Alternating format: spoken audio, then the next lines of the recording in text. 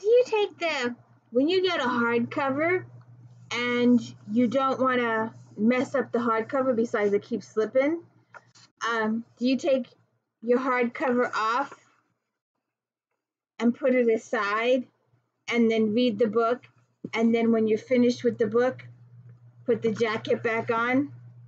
Because that's what I do, because I don't want the jacket to get damaged in any way by all the slipping and sliding. So I was just wondering, it goes like this, and you have to shuffle, and it goes like this, and you have to shuffle. So I was just wondering if you do that. Oh, look, my girlfriend's here. There she is. There's my Sandy. Aww. So anyways, it's nice to meet you. My name is Christina, K-R-S-T-I-N-A. This is the D. Louise book series. This is where we read book and talk about books. No special effects going on here. What you see is what you get, if you remember the old Roots web editing system. And I'm trying to learn sign language to go with this book, because there's a character in this book who's deaf, and he has a small role now. He's played a pivotal part in some of the stuff, but he's a little kid and he has a small role, and he will eventually become a little bit bigger, get a bigger part in the books as the books go on. But Murder on Bank Street, this is book 10 in the Gaslight series, or as I call it, the Sarah Brandt and Frank Malloy story. Each book, a murder mystery is solved. Sarah Brandt is a midwife, and she comes from very, very, very rich family. However, due to an estrangement, it be prior to the books, it's a story that is told in the first couple of books, as her and her parents slowly work back to a relationship. And by this book is 10, we're getting better acquainted. And so, my pal here, yes, Miss Sandy. Yes, Miss Sandy. Nope, just a tail. So she's getting better acquainted with her folks, and things are working out a little bit better there.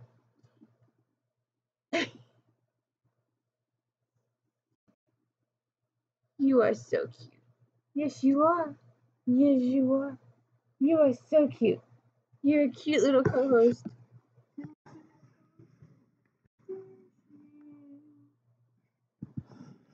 Anyways, where was I? So, she's slowly working on establishing a better relationship with her folks, and she's also, because she's a midwife, and the situation happened with her husband, and it's kind of pertinent to this particular story. And she also met Frank Malloy way back when in the first book, and she's been helping him solve murder mysteries. And Frank has been slowly getting feelings for Sarah, and she's been slowly getting feelings for him, but they can't really do anything about it because of her social status. People of her rank don't succumb to police officers. They don't marry police officers. It's just against the total establishment rules. And Frank wouldn't be able to compete with her. Even though she's living as a midwife, he wouldn't be able to compete with her financially. It's a whole thing, and it's explained throughout the whole books, and it will be later delved into future books. But right now, they're just like friends or whatever. They haven't even dated or anything. They just solve mysteries together. Then we have Mrs. Ellsworth, her next door neighbor, who has become sort of a surrogate grandmother, and also Sarah's mother has become more of a grandmother. See, in recent books, Sarah used to work or volunteer at a mission, and as a result of being at the mission, she took in two girls. Catherine, who she wants to, a little girl of like 5, maybe less than that, and Maeve. And Maeve was also at the mission, and she brought Maeve in to help her take care of Catherine, because Sarah would be out at all hours of the night, dealing with births. So she's got Maeve and Catherine now are two main characters in the book, and Mrs. Ellsworth, of course, and I will do a book on her at the end or when we finish the current series. And then we have Frank Malloy, and then we have, of course, Sarah's parents. And in this particular case, it's been coming the past couple of books. It's been a developing situation because Sarah has been telling Frank about her husband's death and how she would like it to be solved. And we've been talking about it each and every book, the last couple of books, when Frank finally decided to look into it. And he's found a witness who pointed to Decker, and he thought that it was in reference to Felix Decker. Girls, a little tiff going on there. So he went to see Decker, and he was totally he thought maybe Decker had Sarah Brandt's husband killed because he didn't like the fact that Tom Brandt had taken Sarah away from him and had made their established relationship strange. So he's been doing a little bit of investigating each and every book. And the past couple of books, he's been working with Felix Decker, and he had Felix Decker hire. Oh, I have got to sneeze 6 weeks to Sunday.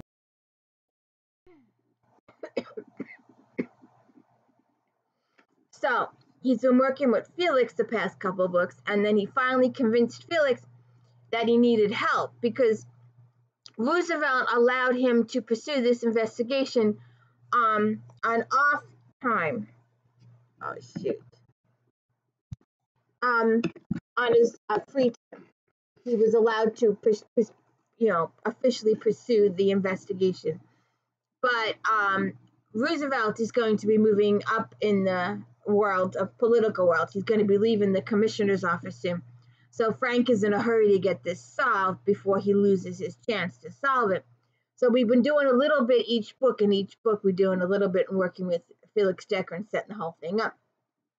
In the last couple of books, he set it up with Felix Decker and told him to hire some PInkertons because Frank couldn't afford it on his own salary.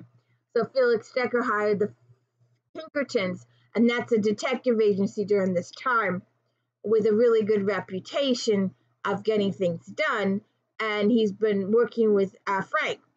So we start off, we're finally going to, why we have talked about this so much in this introduction, is because we are finally going to solve Tom Brandt's murder in this book.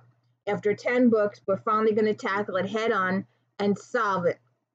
And Maeve is going to get a new role in future books. She's going to become a more and more active part in the books.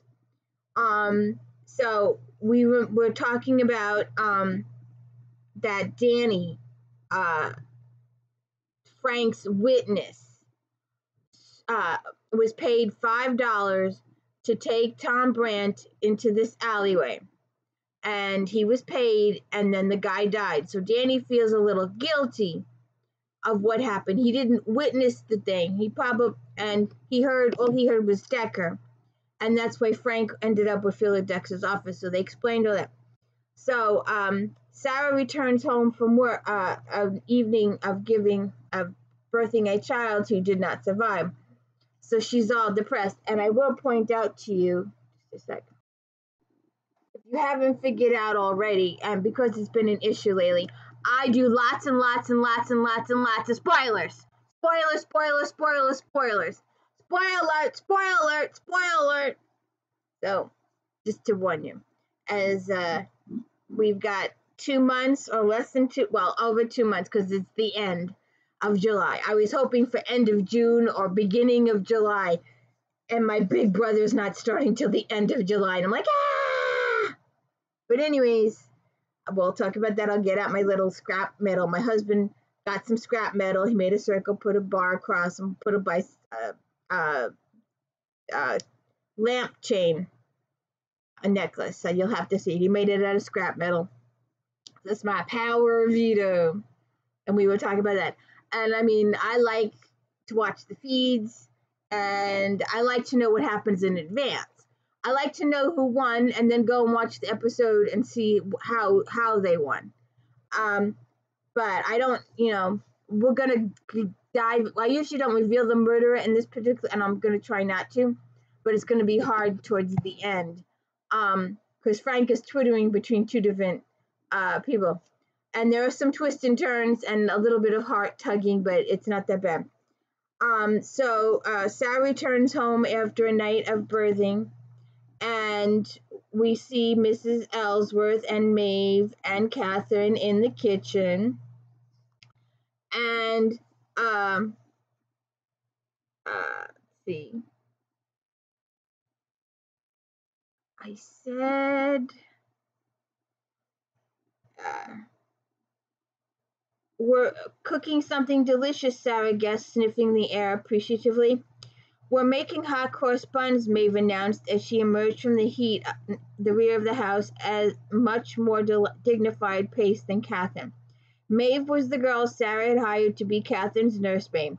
Prior to coming to live with Sarah a few months ago, both girls resided at the Prodigal Son mission on the Lower East. What a nice surprise, Sarah said. I hope they're ready because I'm starving. Mrs. Ellsworth is getting them out of the oven right now, Maeve reported. She said you'd probably like to come home to something sweet. Mrs. Ellsworth was right, Sarah confirmed. Mrs. Ellsworth was the elderly lady who lived next door. She once filled her lonely life with gossip about her neighbors. Now she spent her time teaching Maeve and Catherine the joys of homemaking, although she still managed to keep track of her neighbors coming and going. Catherine wiggled out of Sarah's arms and grabbed her hand to lead her back to the kitchen. Sarah managed to shrug out of her cape before Catherine had pulled her too far. Maeve took it from her and hung it up as Sarah and Catherine disappeared into the back hall.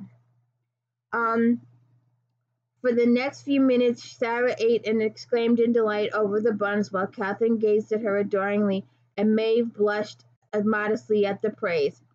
You girls are getting to be such good cooks. Maybe you should open a bakery, Sarah suggested as she licked the last of the gooey frosting from her fingers. Mrs. Ellsworth says we need to know how to cook so we can catch husbands, Maeve informed her with a mock seriousness.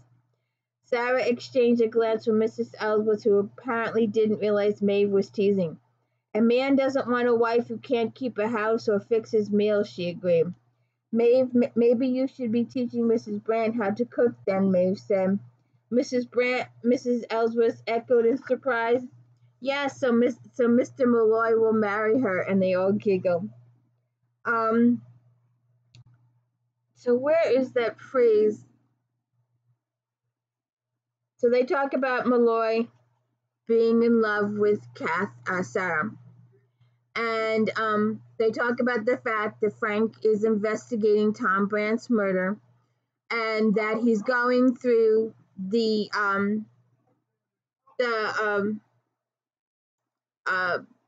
murder, the women that Tom Brandt was treating. There were 4 women that Tom Brandt was treating, and Frank believes one of their fathers killed Tom Brandt because of what he did to their daughter.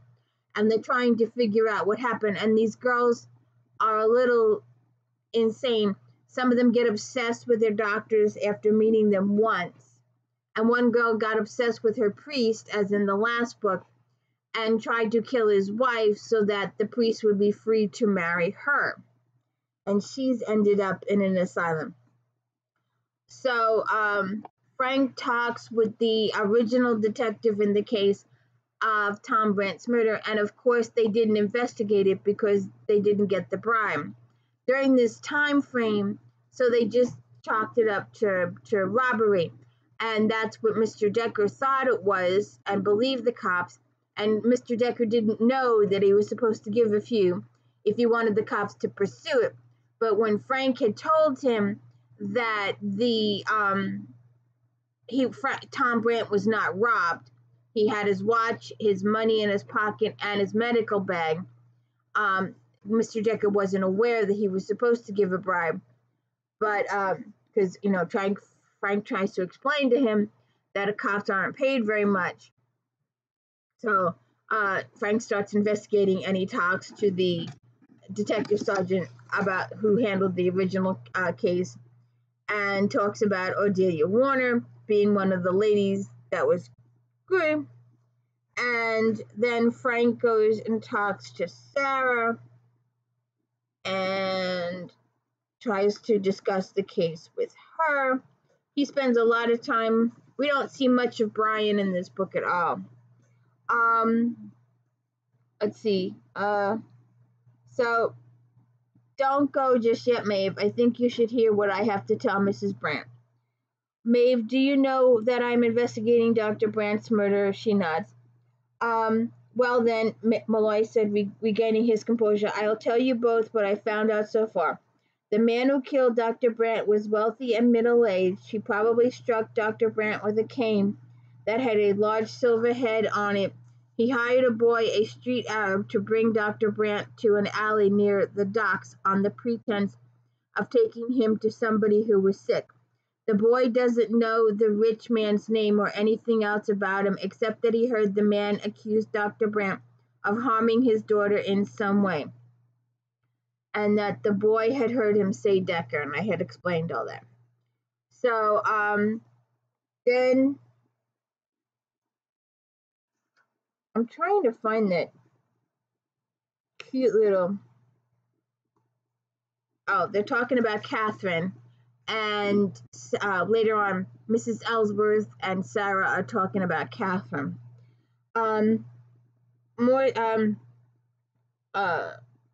Sarah went. She could remember a time or two when she'd been in physical danger. You're more sensible than I've ever been in the past, she promised. I have a family now. You most certainly do, Mrs. Ellsworth said. Did that lawyer ever bring over those papers for you to sign? Oh, yes, Sarah assured her. I'm Catherine's legal guardian now. You're Catherine's mother, Mrs. Ellsworth corrected her. Whether the state of New York will recognize that or not, I just can't see why they won't let you adopt the child and be done with it. They have their rules, Sarah reminded her. A child needs a mother and a father. How many children in the city get by with just one or the other, or none at all for that matter? If you and Dr. Brandt had a child, you'd be raising it on your own now. The state wouldn't come along and take it from you just because your husband died. Sarah smiled. You don't have to convince me, Mrs. Ellsworth. And they talk about that. So then Frank is doing some investigating, and he talks to all the different doctors, and Elizabeth Decker comes to spend some time at the house with the kids. She is falling in love with Catherine and Maeve, and she's welcoming into the family. And at some point, Sarah's a little resentful that her mother didn't do this when she was with Tom. If your mother would have accepted Tom, it would have been a better thing. Yes, ma'am. But they didn't. But she's enjoying the fact that her mother is enjoying Maeve and Catherine. And her mother makes a point at one part in the book that this is probably the closest she's going to come to grandchildren. So they talk about Malloy's death, not Malloy's death, Tom Brandt's murder, and how Malloy is investigating. And Malloy goes to converse with Felix Decker. He's been keeping Felix Decker in the loop the whole time. And so, what have you learned? Decker asked when Frank was seated. I've learned your Pinkertons didn't do a very good job.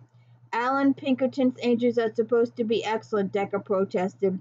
They missed a few important details about Miss Cordelia Warner. For instance, how she tried to murder her doctor's wife. And we talked about all that.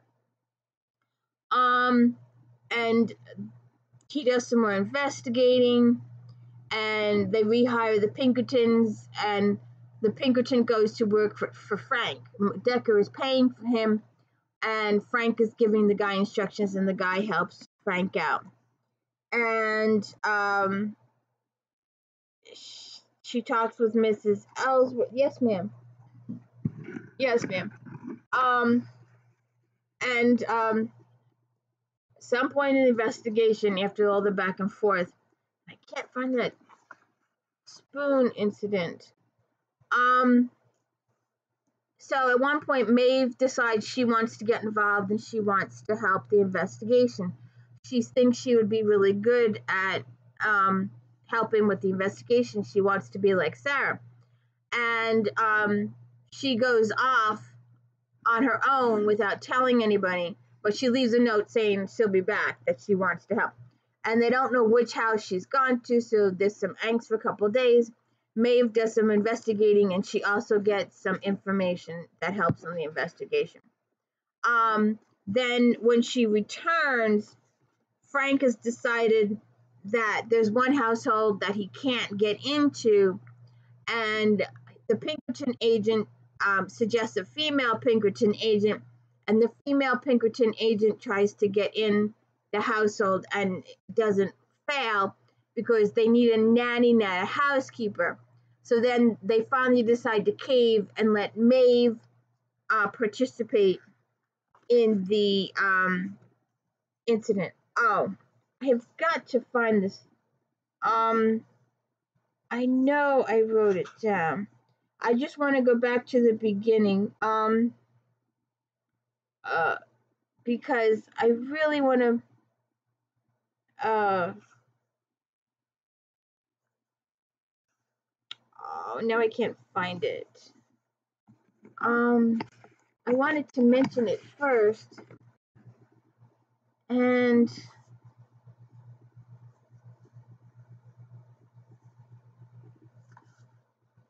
I guess I can't find it. But they talk about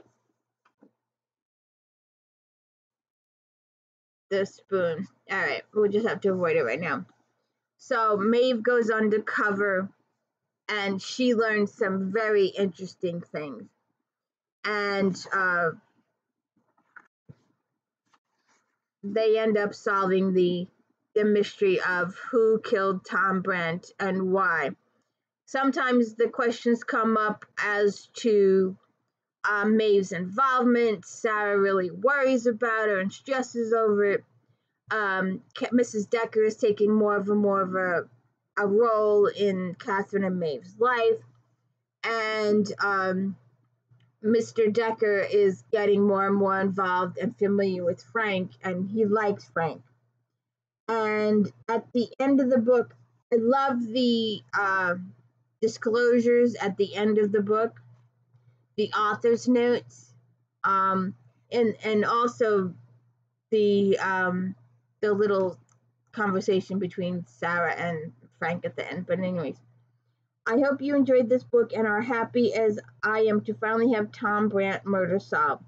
I'd like to offer special thanks to author clinical psychologist Mary Kennedy for helping me identify the correct diagnosis for the disorder that Tom Brandt was investigating.